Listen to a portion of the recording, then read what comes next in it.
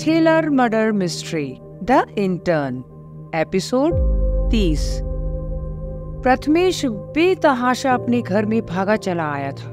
उसकी पत्नी और उसका बेटा भी आ चुके थे। प्रथमेश ने उन दोनों को हक किया और अपने कमरे में ऊपर फर्स्ट फ्लोर पर चला गया। उसने वहां अपना एक ऑफिस बना रखा था। प्रथमेश ने तुरंत ही किसी को अपने दूसरे सिक्योर फोन से फोन किया। उस रहस्यमय व्यक्ति ने फोन उठा लिया। सर, मैं फंस चुका हूं, प्रथमेश गिड़गिड़ाते हुए बोला। तुम ज्यादा सोच रहे हो, सामने से आवाज आई। नहीं सर, आपको मेरी मदद करनी होगी। वो कालिया गैंग को मैंने आपके ही कहने पर अमरीक को मारने भेजा था। मूर्ख, सामने से बहुत तल्ख लहजे में आवाज आई। प्रथमेश घबरा गया। तुम्हें क्या परेशानी है, वो बोलो बस। सामने वाले ने अपने लहजे को थोड़ा नरम करते हुए बोला। सर, कालिया गैंग को अमरीक नहीं मिला। उस मूर्ख रेनू के बहकावे में मैंने कालिया गैंग को अमरीक का पता बता दिया, परंतु मुझे पता है अमरीक बहुत शातिर है। वो कालिया गैंग के हाथ नहीं आएगा और कालिया गैंग अब मुझसे अपने लोगों की मौत का बदला लेगा। प्रथमेश रोने लग गया। उसे अपनी पत्नी और पुत्र ही दिख रहे थे। तुम्हें लगता है मुंबई के इतने बड़े माफिया को एक अदना सा इंटर्न चुनौती दे सकता है?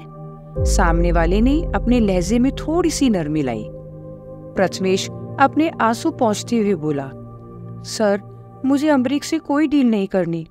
मैं बस चाहता हूँ कि मेरा इन सब से पीछा छूट जाए। और तुम्हारा साथी अभिषेक, उसकी मौत को भूल गए? सत्या को भी? उनकी मौत तुम्हारे सर पर ही है।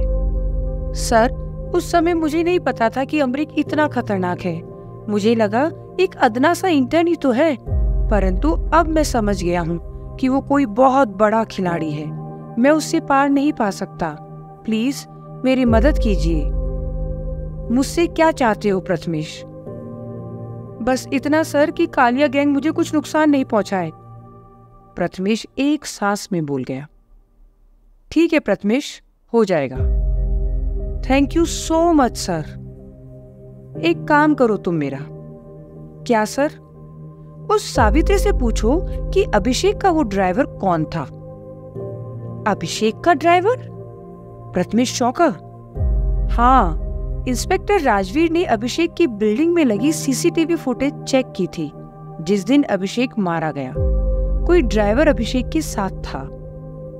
परंतु सर, अभिषेक तो खुद ड्राइव करता था। मूर्ख, तुझे जो कह रहा हूं वो कर बस। सामने वाले ने इरिटेट होते हुए बोला। ठीक है सर, मैं सावित्री को बुला लेता हूं और उससे पूछ भी लेता हूं। और हाँ, उस रेनू को बोल कि वो रितु पर नजर रखे, क्योंकि रितु के घर में अमरीक के होने का शक था ना। परंतु सर, अमरीक वहां नहीं था। मुझे खुद कालिया ने बताया वो किसी विरार में। मूर्ख प्रथमेश, जो बोलता हूं वो किया कर, अपना दिमाग मत लगाया कर। सामने वाला बीच में ही चीखा। जी सर। सामने वाले ने फोन काट दिया। प्रथमेश की सांस में अब थोड़ी सांस आ गई थी। उसे डर लग रहा था कि कहीं कालिया गैंग अमरीक को नहीं ढूंढ पाया तो वो उसे ही न मार डाले। वो एक बिजनेसमैन था, कोई माफिया नहीं। वो तो कालिया गैंग को जानता भी नहीं था। उसके इस रहस्यमय मददगार ने ही उसे कालिया गैंग को सुपारी देने के लिए कहा था। राजन शर्मा जिस दिन मरा था उसी दिन से चीजें बिगड़ गई थी। राजन शर्मा की रिसर्च पूरी हो गई थी। प्रथमेश और वास्को दोनों ही उसे पैसे देने के लिए तैयार थे। वास्को शायद पिछली बार की तरह बाजी मारने ही वाला था कि राजन शर्मा मर गया था। फिर भी किसी तरह अभिषेक ने उसकी वो किताब ओरिएंट ओबेलिस्क हासिल कर ली थी, परंतु अभिषेक ने कभी भी प्रथमेश को खुलकर कुछ नहीं बताया था। अभिषेक के विचार से प्रथमेश को याद आया उस रहस्यमय मददगार ने अभिषेक के ड्राइवर का पता करने के लिए कहा था।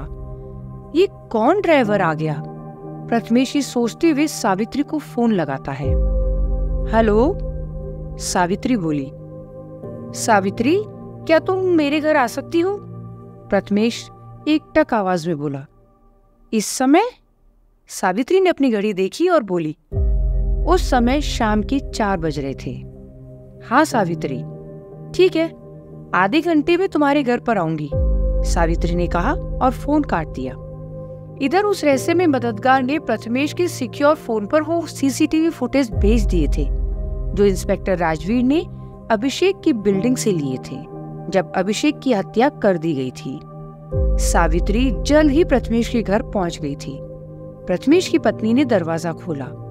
हालांकि वहां कई नौकर और हाउस हेल्प थे, परंतु सावित्री को अपने मोबाइल में प्रथमेश की बीवी ने देख लिया था जो मेन डोर के कैमरे से कनेक्टेड था। हाय सावित्री, प्रथमेश की पत्नी बोली।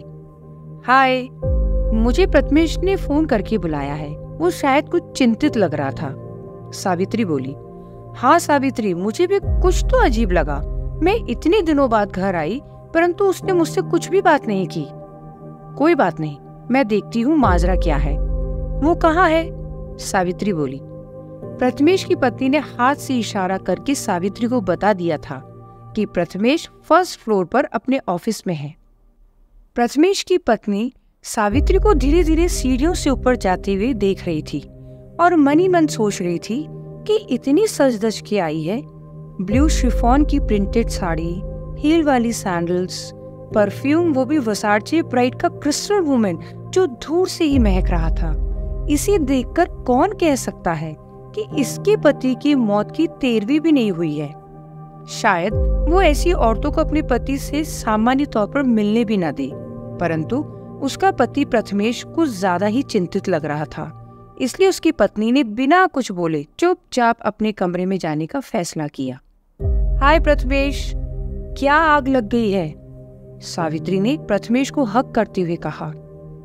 प्रथमेश ने अपने मैकबुक एयर को सावित्री की तरफ घुमाया और बोला, ये देख रही हो तुम? हाँ, उस दिन का फुटेज है जिस दिन मेरा प्यारा पति मारा गया था, उस ब्लडी अमरीक के हाथों, सावित्री भावहीन स्वर में बोली। ये ड्राइवर कौन है? प्रथमेश ने फुटेज को पॉज करते हुए अपनी उंगली से इशारा करते हुए कहा।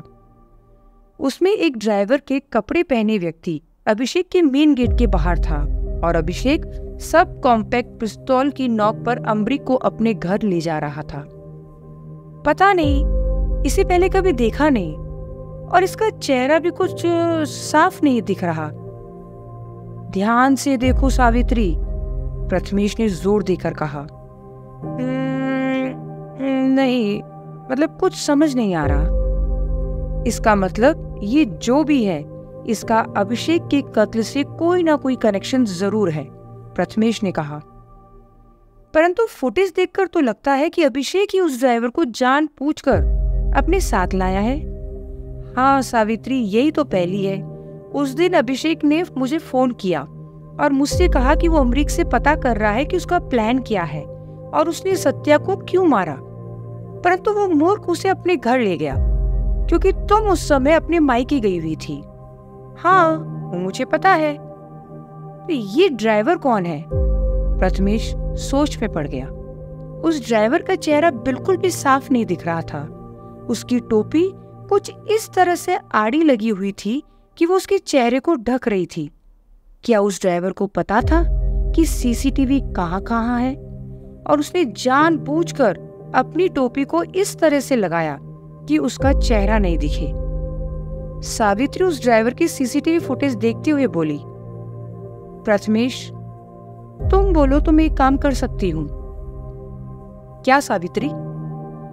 मैं अपनी बिल्डिंग में मेरे टावर के सिक्योरिटी गार्ड से पूछ सकती हूँ क्योंकि ये रेगुलर ड्राइवर नहीं था, तो हो सकता है उसने इस ड्राइवर की कोई एंट्री करवाई हो। परंतु सावित्री, ऐसा होता तो पुलिस को पता चल जाता। हो सकता है पुलिस ने ज्यादा ध्यान नहीं दिया हो। हालांकि जितना मुझे याद है, उस इंस्पेक्टर ने मुझसे ड्राइवर के बारे में पूछा तो था। ठीक है, तुम पता करो। सावित्री ने हामी में सर हिला दिया। वो प्रथमेश के कमरे से जाने लगी, फिर रुकी और बोली, प्रथमेश, तुम थोड़े पैसे मेरे अकाउंट में ट्रांसफर कर दो प्लीज। अरे, तुम्हें पैसे की क्या जरूरत पड़ गई?